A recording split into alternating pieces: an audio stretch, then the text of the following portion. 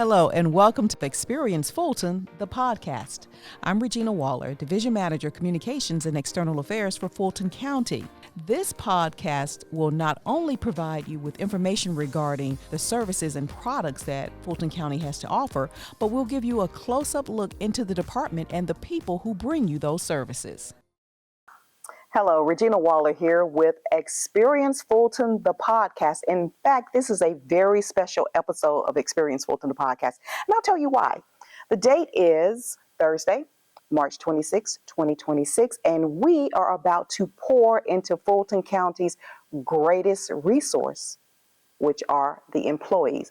Team Fulton, the folks who work for Fulton County across the 40-plus departments. So how are we going to do that? We're going to talk to them about how to beat burnout, how to stay well mentally and emotionally.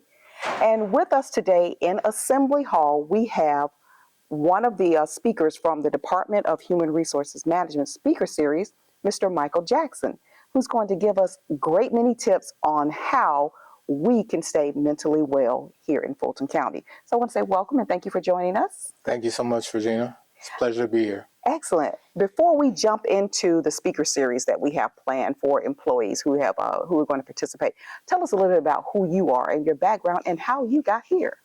Sure. Well, this is a kind of a full circle moment for me because I actually always say that I grew up professionally in Fulton County. I served in the U.S. Air Force just down the road here in Warner Robins at Robins Air Force Base a couple decades ago. Got out. And my first apartment was in Fulton County. My first house I bought was in Fulton County. Graduated with a graduate degree from Fulton County. So always been vested here in Fulton County. And life took me away for a bit. And I'm happy to report that I'm back here to, as you said, pour into the county that gave me so much. So here we are. You're going to pour into this county, pour into our employees with the power of a plan. 4 steps to build resilience, block burnout, and boost well-being. Mm-hmm. Let's talk about that a little bit because in the U.S. in 2025, the numbers are high. 55 to 66% of workers have burnout, or they're saying that, that work is just getting to them and the stress mentally and emotionally. And then across the board, another 82% say that they feel it coming on. Mm-hmm. So with the power of a plan, let's talk about that. Sure. What will the employees who are here listening during this session find out? Absolutely. So what they'll find out, Regina, is really how to put a system in place that can help them actually do that, to help them deal with stress and adversity, pressures, both personally and professionally, because building resilience is not about bouncing back as some may have it, but it's actually about building back stronger, and that's something I'll get into in more detail in the program this morning. But it's really about how you deal with the pressures of life and all the statistics that you just mentioned. Having a system in place will really enable folks to actually mitigate the effects of stress and burnout.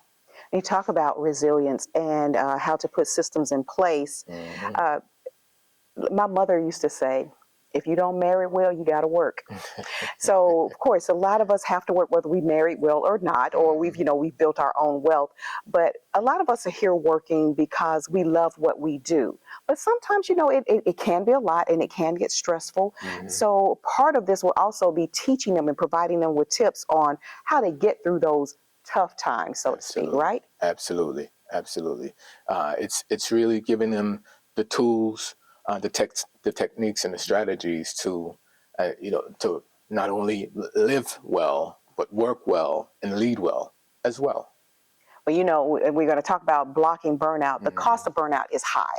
It is extremely high. It can take a toll emotionally. Mm-hmm. Also, when it comes to impacting team members, the turnover, but talk to us about the tips that can be provided, and also how can we recognize those signs of burnout? Absolutely. Great question. So in terms of recognizing, I'll take the second part first, in terms of recognizing the signs of burnout. So burnout just doesn't happen, out of the blue, right? It's a buildup from stress that becomes chronic stress that then depletes you as a person, as an employee, that exhausts you mentally, physically, emotionally.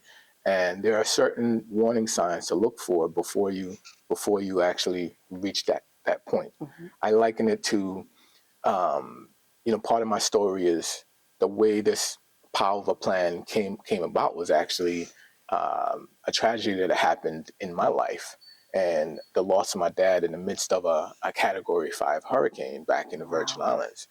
And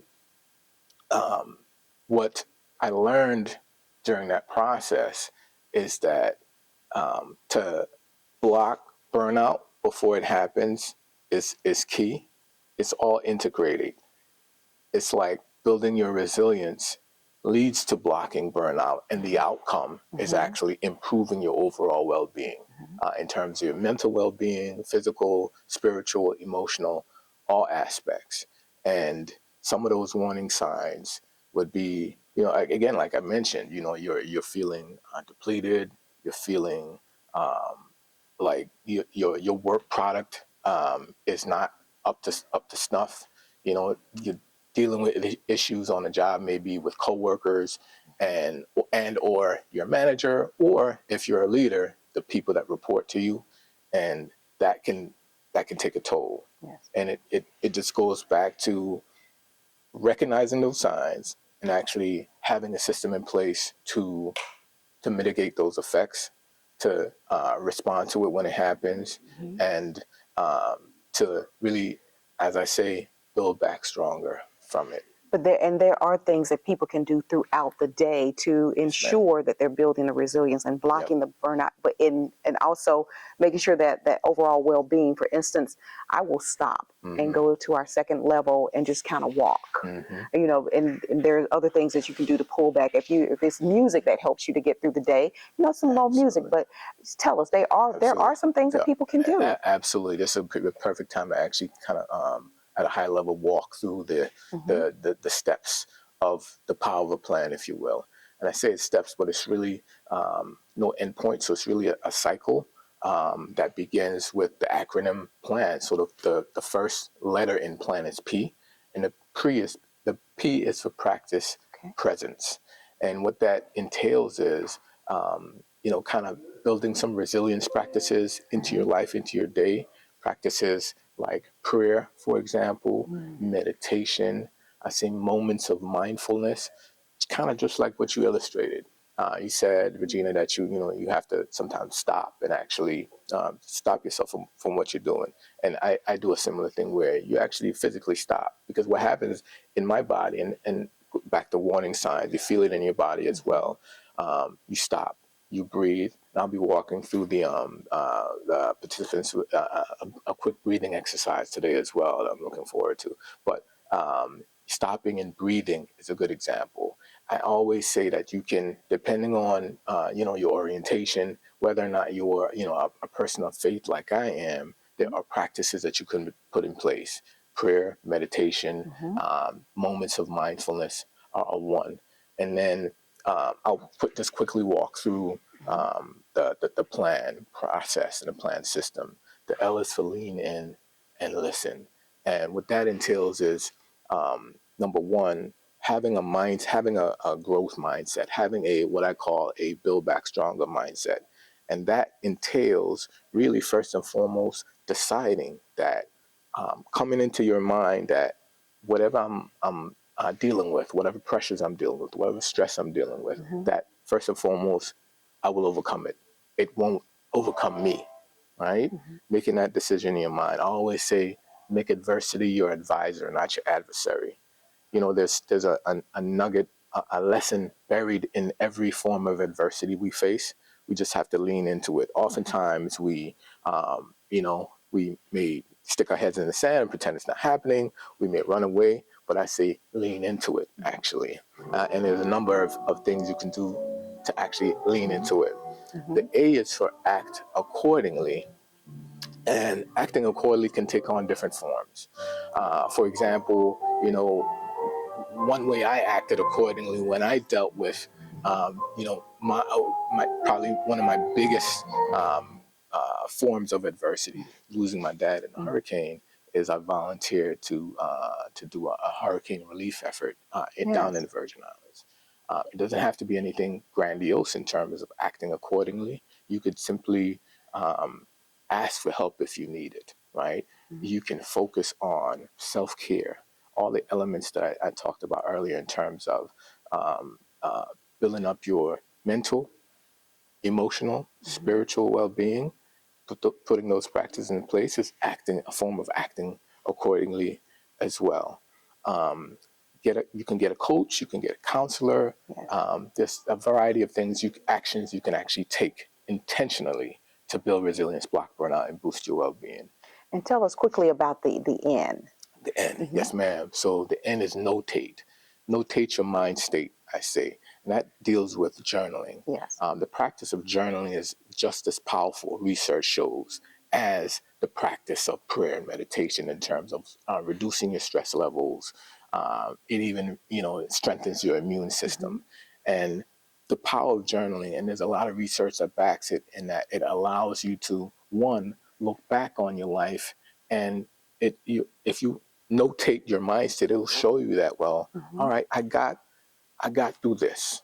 I was able to overcome that. What I'm going through now, I'll be able to overcome it as well. So what it does is it gives you hope for the future as well, that, I got through this, I'm still here. I'll get through this as well if I put the power of a plan into effect. Wow. So the folks who are going to attend this session today, they're going to get a lot of information. And, one of the things that you talked about was the practice and helping to release some of that stress. So I'm sure that, our listeners and viewers heard some of the music that they provided for us. So that's some of the stress release we have here. Right, but we just want to say thank you for joining us. Before we wrap up our talk, did you have a website that you wanted to give us so that Yes. and after today, we can still follow what you're doing and take a look at those tips? So go ahead and tell us. Absolutely. The website is michaelkjackson.com. And also I invite, everybody to connect with me on LinkedIn. They can subscribe to my Build Back Stronger newsletter, where I provide further tips on building resilience, blocking burnout, and boosting your well-being. You can find me on LinkedIn at Michael K. Jackson as well. But the main thing, you can go to my website and link to all of my socials. Oh, definitely. I will be on that LinkedIn page. Thank you so much. Michael Jackson here with The Power of a Plan in Assembly Hall at the Government Center, March 26, 10 a.m.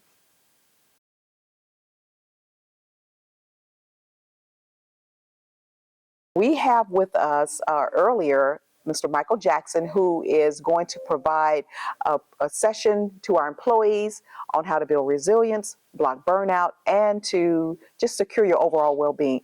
But we also wanted to bring in the Director of Human Resources, Mr. Ken Herman, to talk to us about why this type of event for employees is so important. First off, welcome. Well, thank you very much, Regina.